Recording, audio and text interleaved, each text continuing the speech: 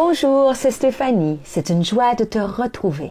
Le passage que nous allons regarder aujourd'hui se trouve dans le psaume 42 au verset 12. « Pourquoi t'as battu mon âme et gémis-tu au-dedans de moi? Espère en Dieu, car je le louerai encore. Il est mon salut et mon Dieu. » J'aime tellement la parole de Dieu, car elle ne maquille pas les émotions. Dans ce passage, on voit que ce grand héros David, cet homme selon le cœur de Dieu, a déjà lui aussi été abattu dans son âme. Il est attristé. Peut-être te reconnais-tu en David aujourd'hui. Peut-être écoutes-tu cette méditation et pour une raison qui t'appartient, ton âme est abattue au-dedans de toi. J'aimerais t'encourager à faire comme David et à parler à ton âme.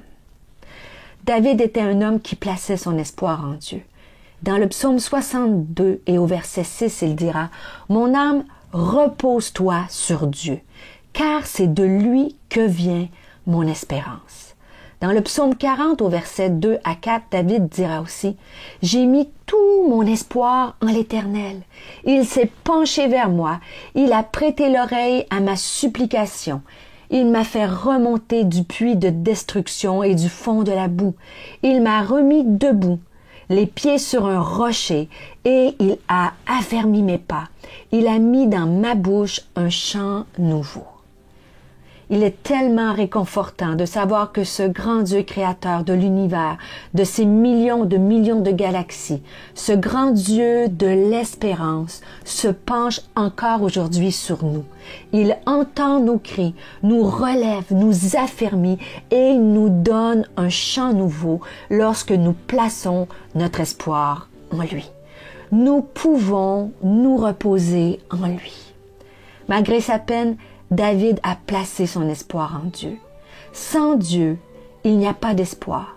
Mais avec Dieu, les plus grands espoirs sont permis pour ta vie, pour ta famille, tes enfants, ton travail, ta carrière, ton futur et pour ta destinée. Dieu est le Dieu de toute possibilité. Rappelle-le à ton âme aujourd'hui. Même si tu ne vois pas Dieu agir en ce moment, cela ne veut pas dire qu'il n'agit pas. Garde espoir. Mais peut-être qu'alors que tu écoutes cette méditation, tu as perdu l'espoir pour une situation de ta vie. Je voudrais t'enlever toute culpabilité ou honte. Les plus grands héros de la foi sont passés par là. Même Abraham, le père de la foi, a douté de la promesse que Dieu lui avait faite. Nous pouvons tous perdre espoir, mais il y a une bonne nouvelle. Tous peuvent le retrouver en s'approchant du Dieu de l'espérance. Dieu a donné la force à Abraham d'espérer contre toute espérance, alors que tout le lui interdisait. À cause de leur âge avancé, sa femme et lui ont espéré. Il a cru. Ainsi, il est devenu le père d'une multitude de peuples conformément à ce que Dieu lui avait promis. Dieu sait que nous pouvons, à un moment ou un autre, perdre espoir. Il voit les tréfonds de notre cœur. Nous pouvons feindre devant les autres, mais il est inutile d'essayer d'éviter le sujet avec lui. Il connaît toutes choses.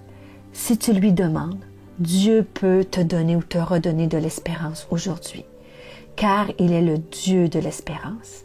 Permets-moi de réclamer pour toi ce qui est écrit en Romains au chapitre 15 au verset 13.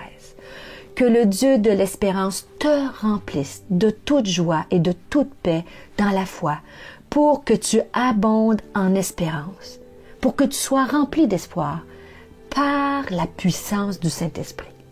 Ce passage nous dit que Dieu peut nous donner l'espoir en toutes choses en abondance, pas un petit peu d'espoir, mais beaucoup d'espoir, avec abondance. Et ceci non pas grâce à tes propres forces, mais par le Saint-Esprit. Alors n'hésite pas, n'aie pas honte, demande-lui de venir remplir ton cœur et tes pensées d'espoir. Rappelle à ton âme que Dieu peut, par la puissance qui agit en toi, peut réaliser infiniment au-delà de ce que tu demandes aujourd'hui ou même de ce que tu penses. Alors saisis-le par la foi et regarde ta vie, la vie de ta famille, ton futur avec espoir, car Dieu est le Dieu Tout-Puissant. Je te souhaite une excellente journée.